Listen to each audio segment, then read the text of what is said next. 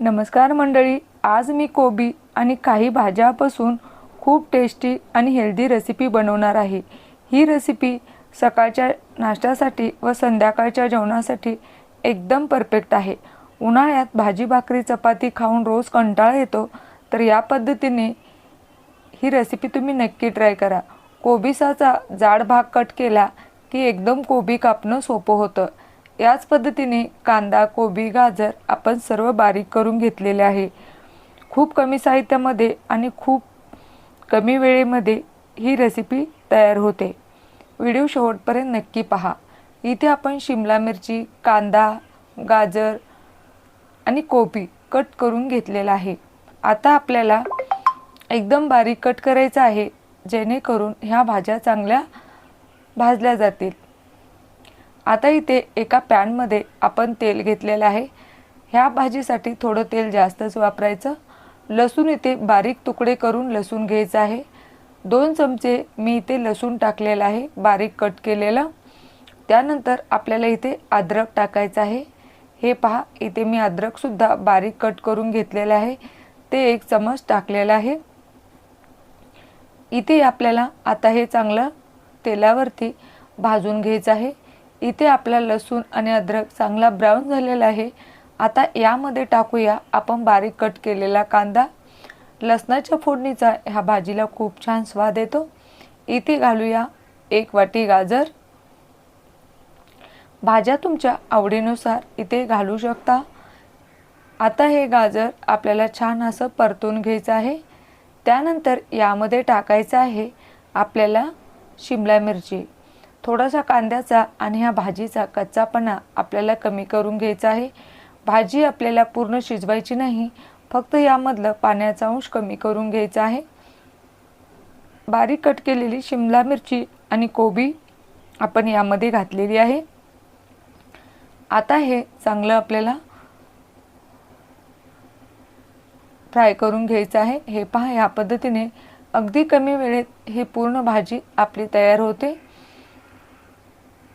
आता भाजी आपली शिजलेली आहे। यामध्ये टाकायचं आहे चवीनुसार मीठ। मी 1 चमचा छोटासा मीठ टाकलेला आहे। आता मिरी ह्या पद्धतीने बारीक वाटून घेतलेली आहे, ते आपल्याला 2 चमचे टाकायचे आहे।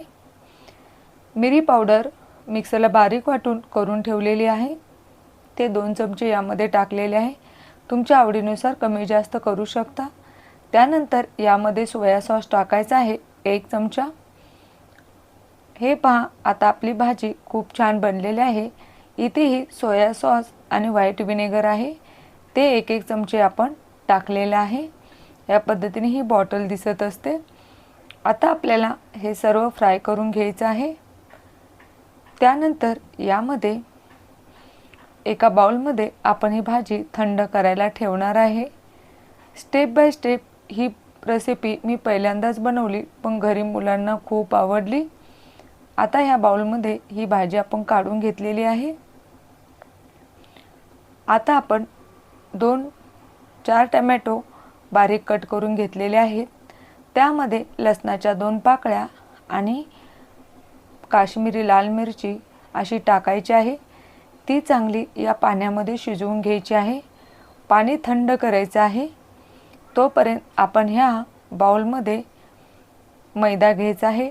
2 कप इथे मैदा घेतलेला आहे। या 2 कपापासून किती पदार्थ बनतात ते पुढे आपण पाहूया। चवीनुसार इथे मीठ टाकायचं आहे आणि 2 चमचे तेल टाकायचं आहे। हे साधं आपल्या घरातलं तेल आहे। आता हे चांगलं मिक्स करून घेऊया। आता आपल्याला यामध्ये पाणी घालायचं आहे। पाणी घालून थोडासा घट्ट गोळा मळून घ्यायचा आहे।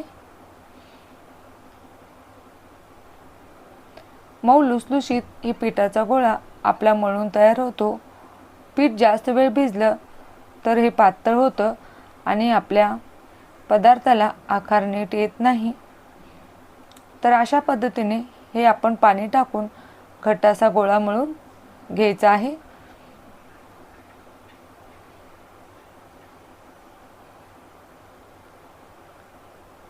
या पद्धतीने आपले हे पीठ मळून तयार आहे। आता आपल्याला ही पीठ 10 मिनटं साईडला झाकून ठेवायचं आहे. 10 मिनटं आपली झालेली आहेत.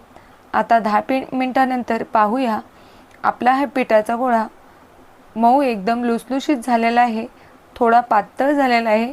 हे इतपत पातळ नको हवं होतं, पण आपण इथे मैदा लावून हे घट्ट बनवणार नाही, कारण हा पदार्थ बनवण्यासाठी पीठ पातळच हवा आहे, फक्त आकार थोडा वेगळा येतो. आता आपल्याला हे पीठ, जर इथे तुम्ही मैद्याची पिठी वापरली तर हे चिटकत नाही. तर या पद्धतीने ही आपली भाजीसुद्धा एकदम सुकी सुकी आणि छान बनलेली आहे. आता आपल्याला ही चपाती लाटतो त्या पद्धतीने याची ही पोळी लाटून घ्यायची आहे. अगदी अलटून पालटून दोन्ही साईडून आपल्याला ही पोळी लाटून घ्यायची आहे. ही पोळी एकदम पातळ लाटायची आहे. इतपत व्हिडिओ बघितला आहे तर तुम्हाला आपण काय पदार्थ बनवणार आहे ते समजलंच असेल. तर कमेंट करून सांगा तुम्हाला हा पदार्थ कसा वाटतो ते. तर आज आपण मिक्स व्हेज कोबीचे मोमोज बनवणार आहोत. इथे आपण तळणार नाही, हे मोमोज उकडून बनवणार आहोत मुलांसाठी आणि संध्याकाळच्या जेवणासाठी. अत्यंत पौष्टिक आणि छान रेसिपी आहे. इथे आपल्याला ही पोळी इतपत अशी लाटून घ्यायची आहे. जेवढा पोळपाट मोठा आहे तेवढी मी ही पोळी लाटून घेणार आहे. इथे असं ज्या भांड्याला अशी कारी जरा असतं ते भांडं घ्यायचं आहे आणि त्याने असं आकार देऊन आपल्याला हे पोळी बनवून घ्यायची आहे. सर्व मोमोजला आकार एकसारखा येण्यासाठी मी इथे ही ट्रिक वापरलेली आहे. तर असं या पद्धतीने एक चमचा मी इथे हे भाजी टाकलेली आहे आणि मोमोज बनवताना आपण परत 1 चमचा यामध्ये टाकणार आहोत. ज्या पद्धतीने आपण साडीच्या वन साईड प्लेट करतो त्या पद्धतीने आपल्याला हे एका साईडला असं फोल्ड करायचं आहे आणि दुसऱ्या साईडून जी खुली आहे ती इथे आणून अशी चिटकवायची आहे. अशी ही पोळी बनवून आपल्याला हे मोमोज तयार करायचे आहेत.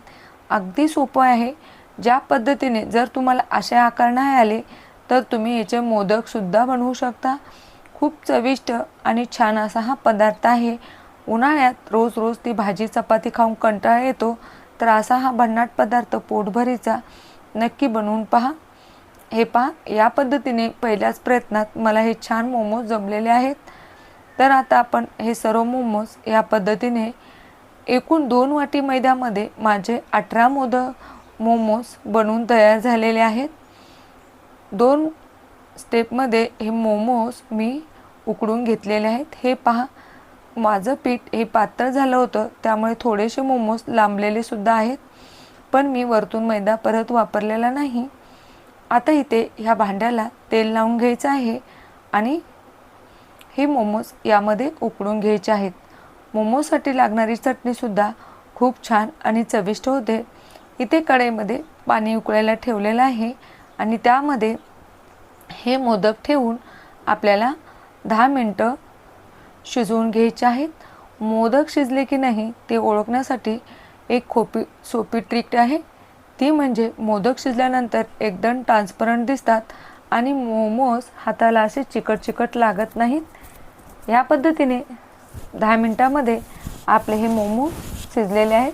किती चमकदार झालेले आहेत इथे तुम्ही पाहू शकता. आता आपण ही चटणी बनवून घेऊया. उकळलेले हे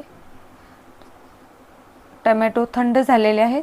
आता इथे टमॅटोचे आपल्याला साल काढून घ्यायचे आहे, त्यामुळेच ही टमॅटोची चटणी खूप छान होते. या पद्धतीने आपण सर्व टमॅटोची साल काढून घेतलेली आहे. उकळून घेतलेलं पाणी यामध्ये टाकायचं आहे. आता हे मिक्सरला बारीक वाटून घ्यायचं आहे. वाव, किती छान कलर आलेला आहे. पॅनमध्ये तेल गरम झालेलं आहे 1 चमचा. यामध्ये बारीक वाटून घेतलेला तुकडे करून घेतलेला लसूण आणि अद्रक टाकलेले आहे आणि मोमोची चटणी. आता ही मोमोची चटणी चांगली उकळून घेतलेली आहे. यामध्ये टाकायचं आहे मीठ, 1 चमचा सोया सॉस. पहा किती सुंदर कलर आलेला आहे. हे मोमोजला असं तेल सुटेपर्यंत ही चटणी शिजवून घ्यायचे आहे। आता आपल्याला मोमोजसुद्धा दुसऱ्या भागामध्ये आपण जे शिजवले होते ते सुद्धा शिजून तयार झालेले आहेत। किती गरम आणि छान दिसत आहेत। अशा पद्धतीने ही आपली रेसिपी तयार झालेली आहे। आजचा हा गरम गरम आणि हेल्दी रेसिपी तुम्हाला कशी वाटली ते कमेंट करून नक्की सांगा। आता लवकरच भेटूया नवीन रेसिपीसह। अशाच नवीन रेसिपी पाहण्यासाठी माझ्या चॅनलला नक्की सबस्क्राईब करा। व्हिडिओ पाहिल्याबद्दल धन्यवाद।